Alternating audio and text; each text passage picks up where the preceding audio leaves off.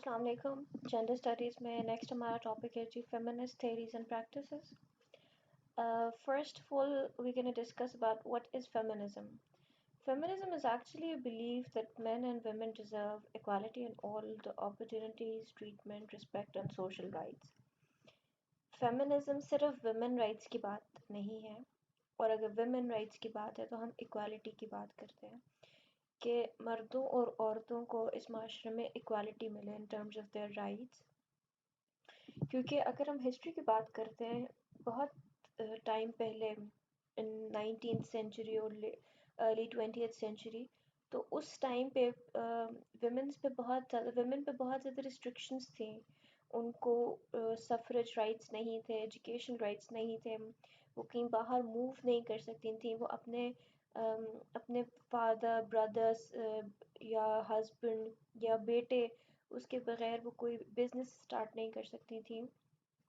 जिस तरह इवन अभी भी सऊदीया में यू कांट गो आउट और you can't go abroad for studies in Saudia. वहाँ पे आपको एक महरम की ज़रूरत पड़ती है. नॉर्मल अगर किसी लड़की ने जाना है अब्रॉड स्टडीज़ के लिए, इंटरनेशनल स्टडीज़ के लिए, तो she can go out in the whole world. But Saudia में स्पेशली क्या है कि वहाँ पे महरम की बहुत ज़रूरत पड़ती है, वो महरम के बगैर एडमिशन आपको नहीं देते. तो पुरानी सदी में भी यही था, 19th सेंचुरी में, 20th सेंचुरीज में यही था कि वहाँ पे वुमेन को इस तरह के राइट नहीं थे. वो सिर्फ घर में उनको समझा जाता था कि उनको बच्चे पालना, बच्चे पैदा करना, उनकी परवरिश एंड ऑल दैट, सिर्फ यही उनकी ड्यूटीज़ है. इसके अलावा दुनिया में, सोसाइटी में उनकी कोई ड्यूटी नहीं है. तो फेमिनिज्म का कॉन्सेप्ट तभी शुरू हुआ कि उस वक़्त मर्द जो थे, मतलब वो डोमिनेंट थे. पुराने सेंचुरीज़ में मर्द डोमिनेंट थे, वो अपनी वाइफ्स को बेच भी देते थे, ठीक है. इसलिए भी इन सब ऑपरेशंस की वजह से वुमेन अपने राइट्स के लिए उन्होंने अपनी आवाज़ उठाई है, और ये एक फेमिनिस्ट थेरीज और फेमिनिस्ट मूवमेंट्स चलना शुरू हुई हैं. It actually tries to acknowledge social inequality which based upon sex and stop it from happening in continuity. यहाँ पे inequality क्यों है women और men में कि भाई men जो है वो bread and butter earn करता है, और ये उसकी सोल ड्यूटी है, उसको घर के काम नहीं करने, उसको ये नहीं करना, उसको वो नहीं करना. और women is just thought to be for is thought to be meant for reproduction. That's it. ये उन्होंने जेंडर के रोल्स डिफाइन किए हुए हैं सोसाइटी ने, हमारी सोसाइटी में, ठीक है.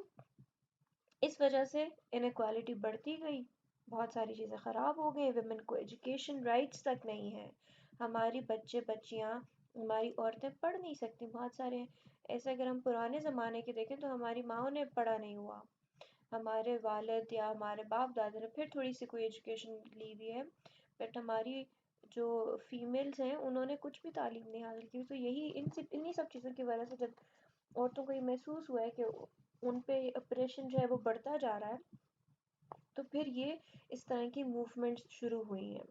It actually points out that in most cultures throughout the history, men have received more opportunities than women. And it's an idea or concept widely misunderstood in terms of feminism. Misconception that all feminists are angry, bitter women who only want to subjugate men. हालांकि ऐसा बिल्कुल भी नहीं है. This misconception tends to offend the feminists because the reality is far from this. The reality is that the feminists vary in their views and ideas as per their learning towards or leaning towards one or the other borders kind of the feminism. We have like three kinds of feminisms. Feminism like liberal, radical, and social feminism or Marxist feminism. So all these major feminist theories are different from one another. First, we can discuss about the liberal feminism, which is quite um, soft or liberal kind of. It's a liberal school of thought, and it actually follows the liberal school of thought, जो हमारे international relationship की um, international relation की theory है, liberalism. तो ये भी उसी तरह है. They don't want to change the structure or institution altogether. They just want the moderate reforms. It originates from the classical liberal thought. Liberal feminists are actually the part of a long tradition that begins with classical liberal thought. This tradition regards human beings as rational, autonomous, and self-interested individuals. Liberal की जब हम बात करते हैं तो यहाँ पे हम हमें यही बात आती है कि हमें हमें आज़ादी हो, हम we can do whatever we want to, आपको लिबर्टी हो in your in living your lives. It argues for a state that will protect liberty and not undermine it. Liberty in terms of your life, liberty and property. ठीक है, इन सब चीज़ों के बारे में इनको प्रमोट करने के लिए लिबरल फेमिनिस्ट आए थे. अब जो क्लासिकल लिबरलिज्म थे उनका भी क्या एम्फोसिस होता था, राइट्स पे.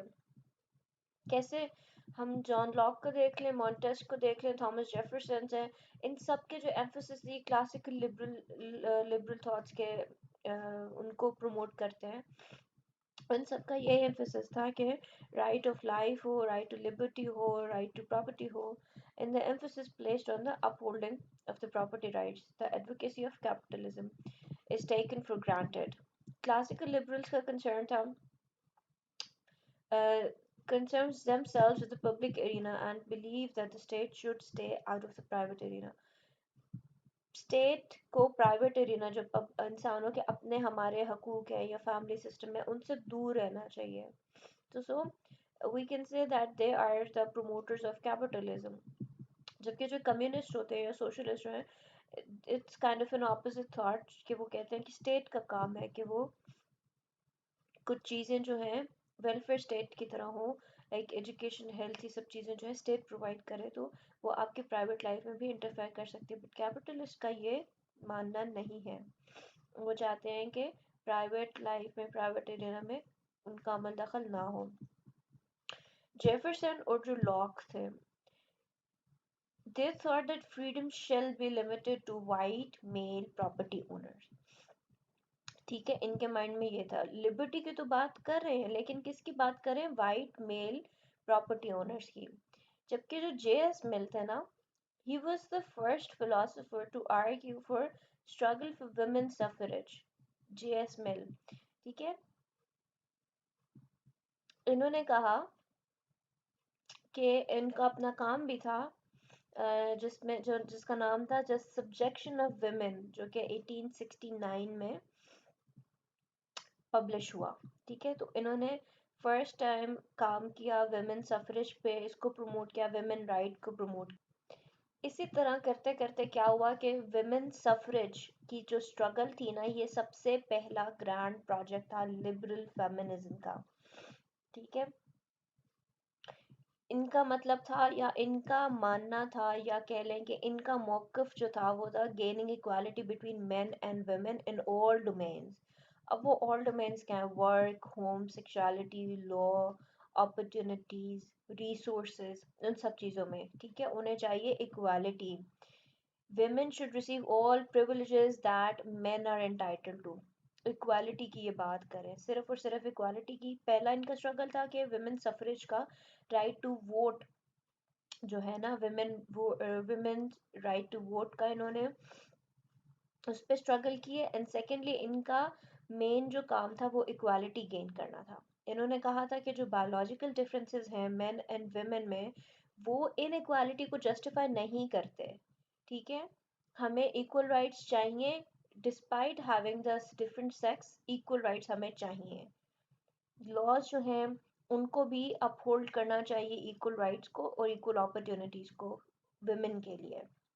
स्कूल हो, वर्क प्लेसेस पे हो, इसके लिए लॉज बनाए जाएं कि इक्वल अपॉर्चुनिटीज़ मिले दोनों जेंडर को, दोनों को, मेल फीमेल दोनों को. जिस तरह के राइट टू एजुकेशन है, हेल्थ केयर है, अफोर्डेबल चाइल्ड केयर है, ये सारे जो हैं इसमें इक्वल अपॉर्चुनिटीज़ होनी चाहिए.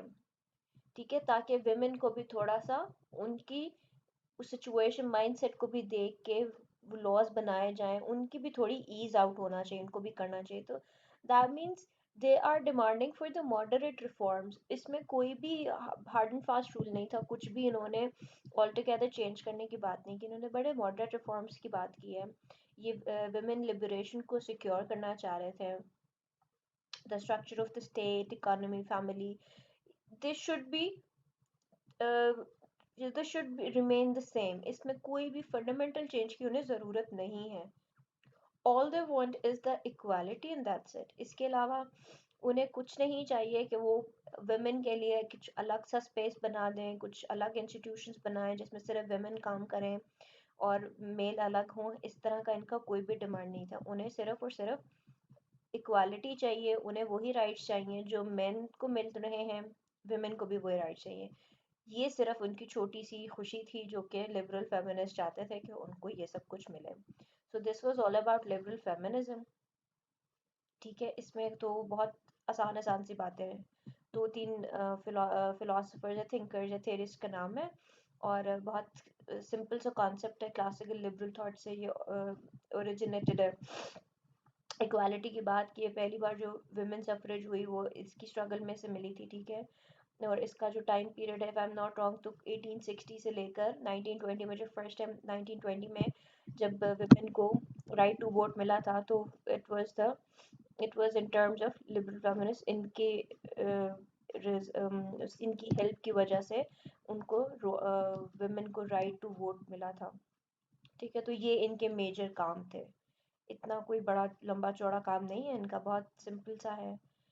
लेकिन ये कि ये लोग जो है ज़्यादा मतलब बहुत डेप्थ में नहीं गए, बस इनका मेजर काम था इक्वालिटी हमें मिलनी चाहिए, जो कि मेल को राइट्स मिल रहे हैं, जो भी प्रिविलेजेस मेल को मिल रही हैं वो वुमेन को भी मिलनी चाहिए, दैट्स इट।